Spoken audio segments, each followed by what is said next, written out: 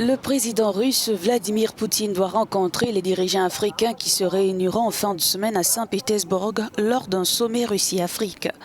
49 pays africains et 17 chefs d'État ont confirmé leur présence. Cette rencontre, selon cet expert, est une étape importante devant conduire à la reconfiguration des relations entre Moscou et le continent.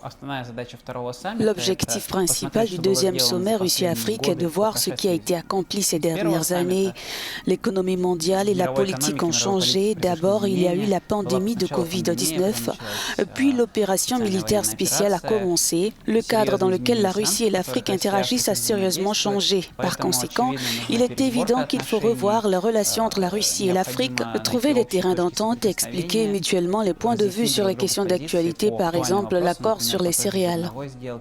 Ce sommet intervient quelques semaines après que les dirigeants africains ont tenté de peser dans la recherche de la paix entre l'Ukraine et la Russie. Une délégation de chefs d'État s'est rendue mi-juin à Moscou et à Kiev pour faire entendre la voix de l'Afrique dans ce conflit. Le rôle de l'Afrique est déterminant. Nous constatons de multiples contacts au plus haut niveau. Le ministre des Affaires étrangères, Sergueï Lavrov, a effectué plusieurs visites en Afrique. Le président russe Vladimir Poutine rencontre régulièrement les dirigeants des pays africains. Par conséquent, le rôle de l'Afrique est très important. La demande d'une position africaine sur l'état actuel de la politique sur la scène mondiale est également en plein essor. À Saint-Pétersbourg, plusieurs chefs d'État africains sont attendus, dont le président sud-africain Cyril Ramaphosa, pour la deuxième édition de ce sommet après une première en 2019 à Sochi, sur la mer Noire.